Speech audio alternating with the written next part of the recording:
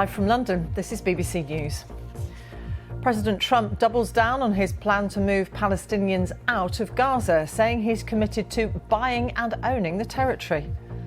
China's import taxes on some American goods come into effect today as the trade war between the world's two biggest economies escalates. A second Labour MP, Oliver Ryan, is being investigated over offensive comments made in a WhatsApp group. He's since apologised. World leaders and tech experts gather in Paris today to discuss the future of artificial intelligence. The Philadelphia Eagles win a star-studded 59th Super Bowl in New Orleans. We'll look back at the action, including a controversial halftime show.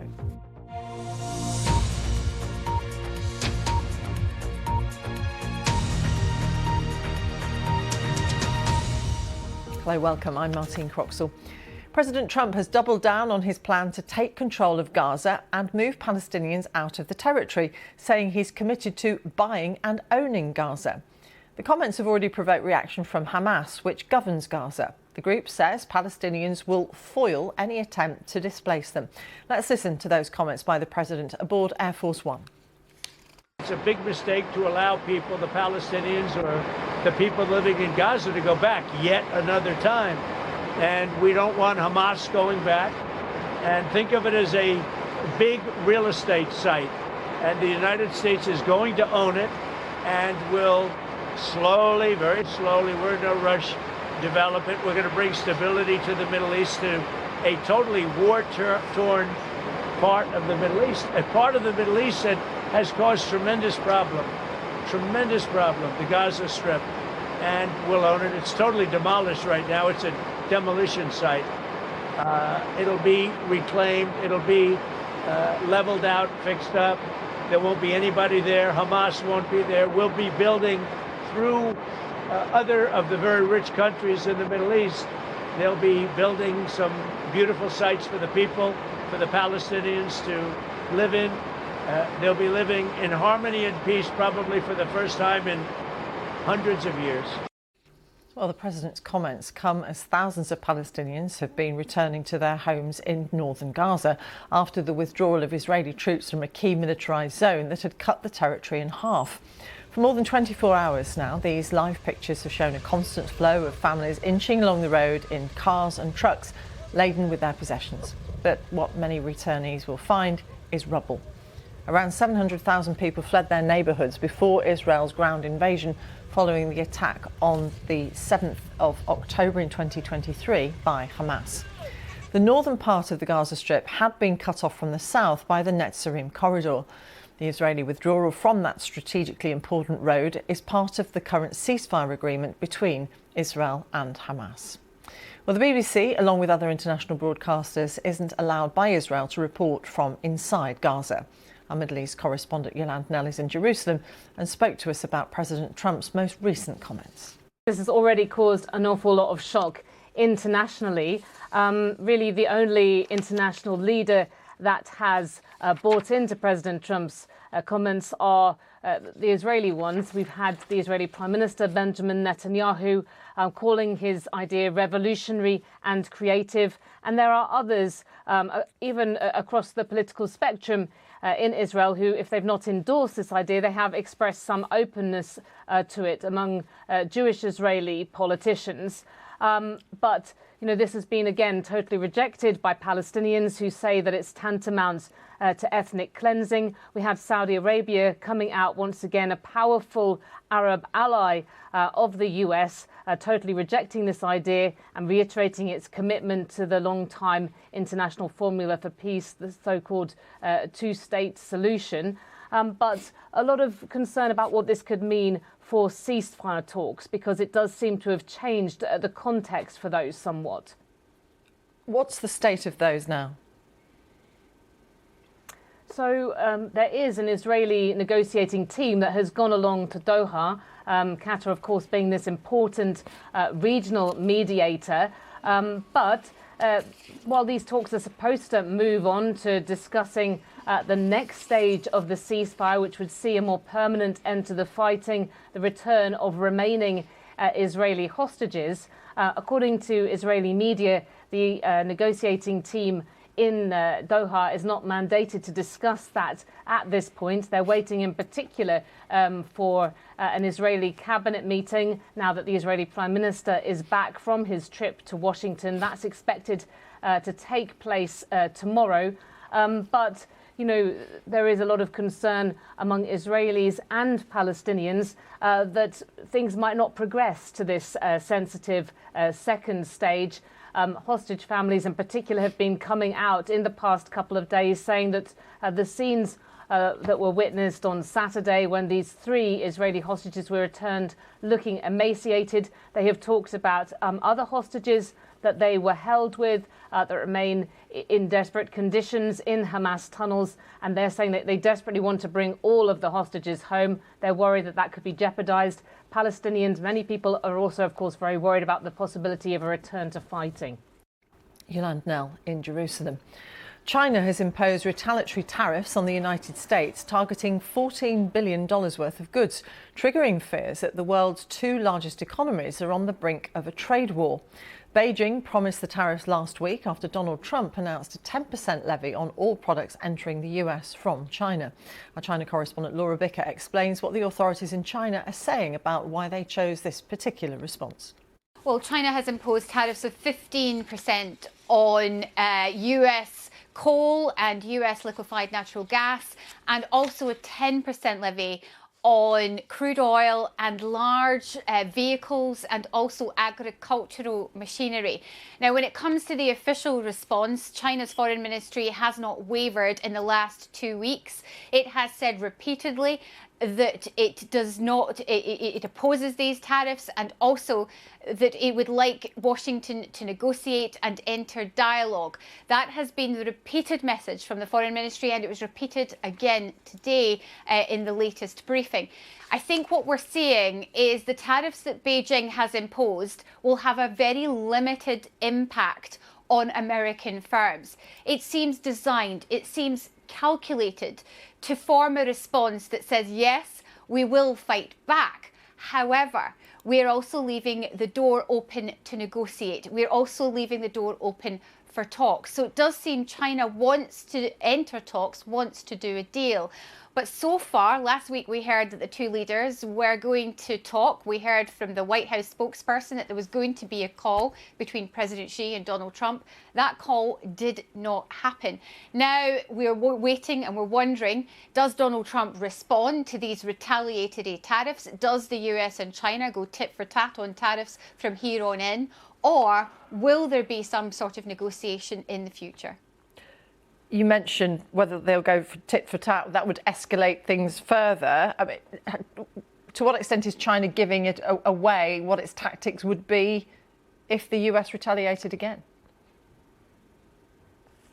I think certainly what I've been hearing from analysts, from professors, is that China feels ready for this trade war. They've been preparing for this since they knew Donald Trump might become president. There are certain aspects of Beijing's economy that has changed. China is not the same as it was when Donald Trump was first president. It has diversified. It now has more global trade partners. It is the lead partner for 120, lead trade partner for 120 countries, including right across the global south, from Africa, Latin America, and also Southeast Asia.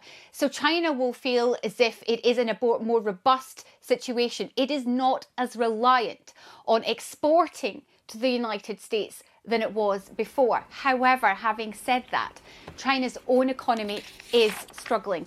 Growth, they say, certainly according to its own official figures, the economy is still growing, but at a far slower rate than it has done in the last few centuries. So when we look at where China's economy is now, it is facing a number of significant challenges.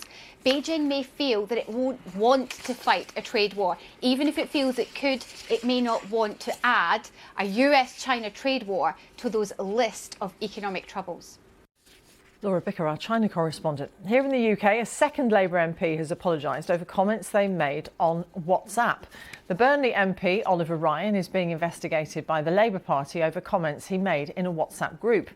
Mr Ryan has confirmed that he was in the same group as Andrew Gwynn. He was sacked as a health minister and suspended from the Labour Party after posting offensive messages. Both men have apologised. Well, our political correspondent Damien Grammaticus reports. Thank you. So I'll start with the winning candidate. Oliver Ryan, who's 29, was elected to Parliament for the first time last year to represent Burnley. Thank you. Let me start by thanking the returning officer. He'd already been a local councillor for 9 years. In the Commons, he's spoken out to condemn discrimination. Islamophobia. This anti-Muslim discourse is a scourge on our community. Before he became an MP, he was part of a Labour WhatsApp group that shared apparently abusive and denigrating messages. In one exchange, published by the Daily Mail, a local councillor calls another Labour MP a thick, posh, lazy oaf. Oliver Ryan appears to mock the MP as the straight choice, suggesting he's gay. Earlier, he'd laughed at crude comments about the individual.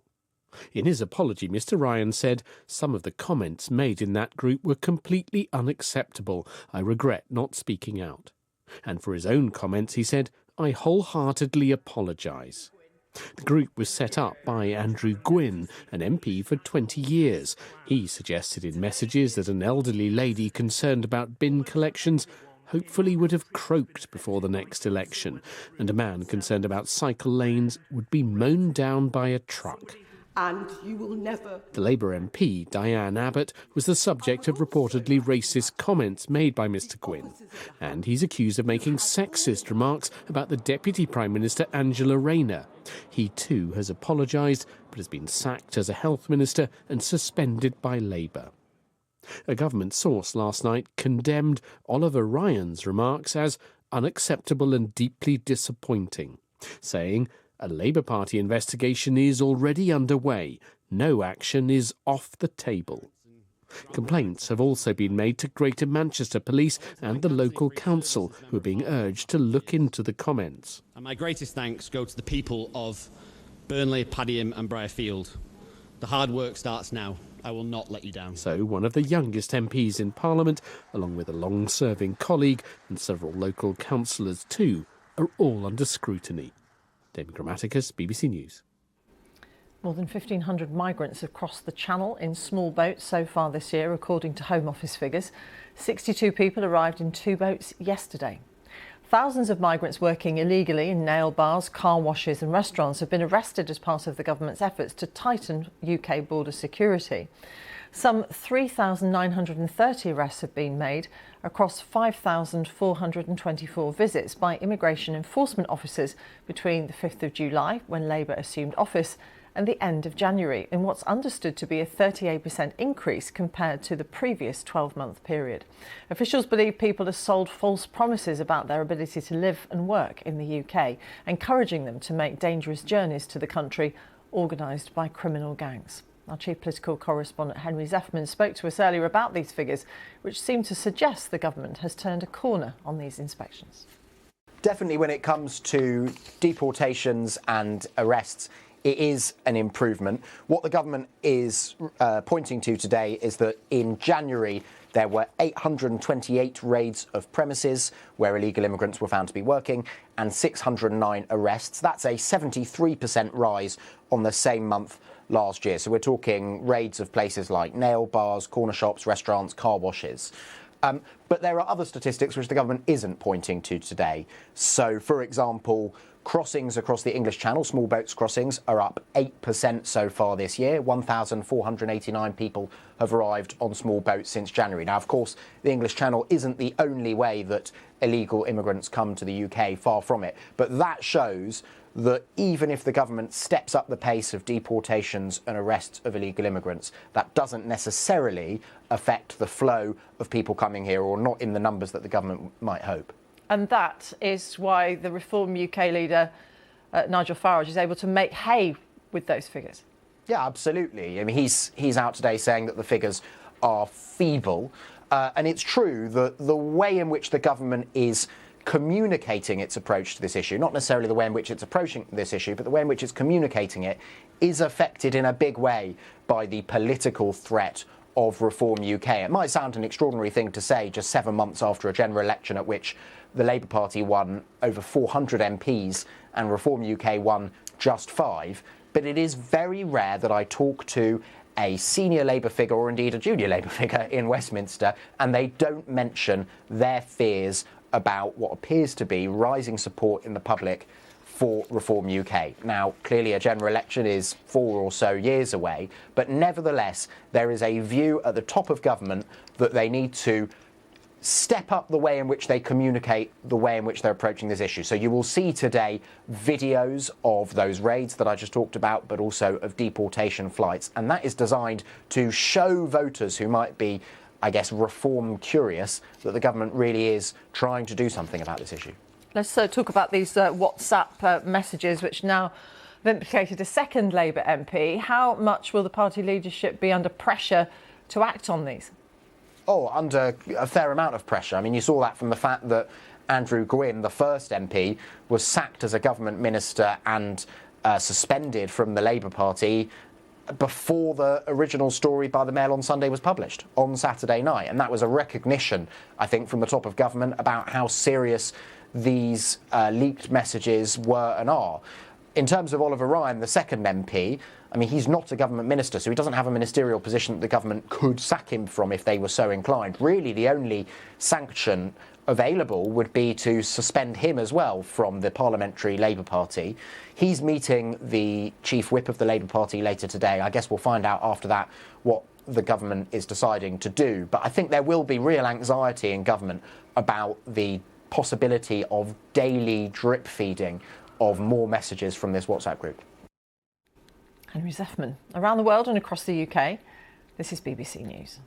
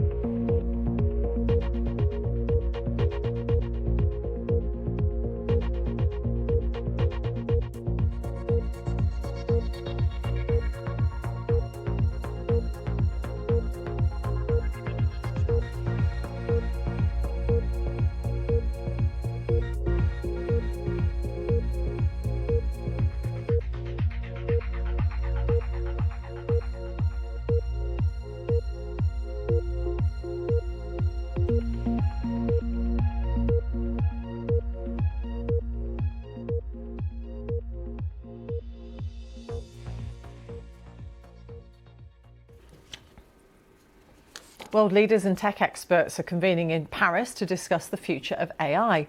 The Artificial Intelligence Action Summit will see politicians and tech executives outline pledges on guiding the development of the rapidly advancing technology. Among those attending will be the US Vice President J.D. Vance, who arrived at Paris Orly Airport with family members on board Air Force 2. We've been speaking to our AI correspondent Mark Chislak on this story.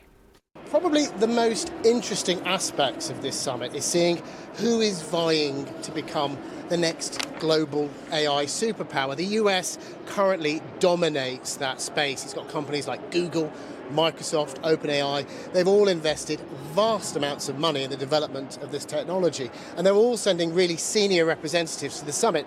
Sam Altman, the CEO of OpenAI, that's the company behind ChatGPT, he's going to be here. We've just seen J.D. Vance is going to be arriving here as well. And fast behind them we have China. Now, China has very big ambitions towards AI, and we've seen as well that Chinese AI companies can be extremely disruptive. Just a few weeks ago, Chinese company DeepSeek announced that its technology, or it claimed that its technology had cost just $6 million to develop. Now, that's a lot less than tech from the US and from European companies. As a result, that had a dramatic effect on US tech stocks, wiping $1 trillion off those stocks in just one day. Vice Premier Zhang Guoqing is going to be here representing them, and this new sort of economic reality that is presented by DeepSeek, it offers enormous opportunities for the UK and for the EU. French President Emmanuel Macron announced yesterday that France is going to be spending $109 billion on AI projects, and the UK has already announced its AI strategy going all in, suggesting that the UK will hope that AI is going to help streamline things like public services, as well as promote economic growth. Mark Chislak reporting from Paris. The Philadelphia Eagles have won the 59th Super Bowl. They beat the Kansas City Chiefs 40-22 on Sunday, thwarting the Chiefs' bid to become the first NFL team to win 3 consecutive Super Bowls. Rapper Kendrick Lamar took to the field during the halftime show, all watched by a star-studded crowd that included Taylor Swift and Bradley Cooper, alongside President Trump. Nesta McGregor sent this report from New Orleans. A locker room to rival any nightclub. The moment a team who delivered on the field received the ultimate prize for their efforts. 2 years ago in the Super Bowl, it was the taste of defeat for the Philadelphia Eagles. Tonight is the taste of success and champagne. What does it mean to be a Super Bowl champion, Coach? It's awesome. These guys, it comes down to these guys, and I got a great team, and they're great people that love each other. It's awesome. In front of a watching president and some of the biggest stars on the planet, it promised to be a Super Bowl for the ages. Slight underdogs before kickoff, the Philadelphia Eagles scored first. The trailing Chiefs then went even further behind, quarterback Patrick Mahomes uncharacteristically having an off day. An interception caught by Cooper DeJean, a gift he gladly accepted, his first ever touchdown on his 22nd birthday. By the end of the third quarter, the game itself was all but over. A catapult of a throw from Eagles quarterback Jalen Hurts, all of 50 yards, Devontae Smith the recipient. It was now a whopping 34-0 lead. The Eagles fans could start to believe. And even though the Chiefs and Mahomes finally got on the scoreboard, the Eagles avenged their Super Bowl defeat of 2 years ago. NFL champions for only the second time. E-A-G-L-E-S, Eagles! As elated fans left the Superdome, we did it! Back in Philadelphia, scenes of jubilation, thousands lining the street to celebrate the achievement. Best birthday ever. It's amazing. It's amazing. When you woke up this morning, did you dream it might end like that? Touchdown on the day you turned 22. I just wanted to win, really. And we did that, and I scored a touchdown, so it was pretty cool. The halftime show often threatens to upstage the game. Headlining this year, rapper Kendrick Lamar, a 13-minute set which included intros from Samuel L. Jackson and a dance routine from Serena Williams. They not like us. No. They not like us. No. They not like us.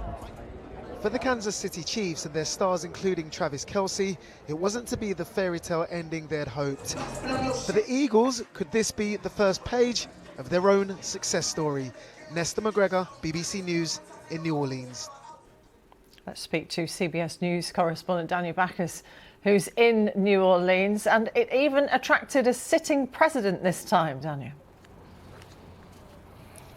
You're right. For the first time, President Donald Trump came to the Super Bowl. He is the first sitting president to actually do so, and he was met with some mixed reaction here. I would say more cheers than jeers, but definitely a mixed reaction, and they said that he stayed until after halftime and then left the game.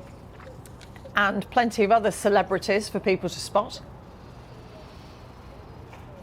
Yes, lots of celebrities here, as the Super Bowl just attracts so many people, not just watching here, of course, at the Superdome in New Orleans, but watching at home and around the world. There was Bradley Cooper, Paul Rudd, Taylor Swift, of course, who was there supporting her boyfriend, Chiefs player Travis Kelce, Beyonce's husband, Jay-Z, so many other celebrities here watching the big game. And inviting Kendrick Lamar to be the main entertainment isn't without risk, is it? No, it's not. He was the first hip-hop artist to perform a solo performance here at the Super Bowl. And when you say without risk, I guess that is because he was the first to do so.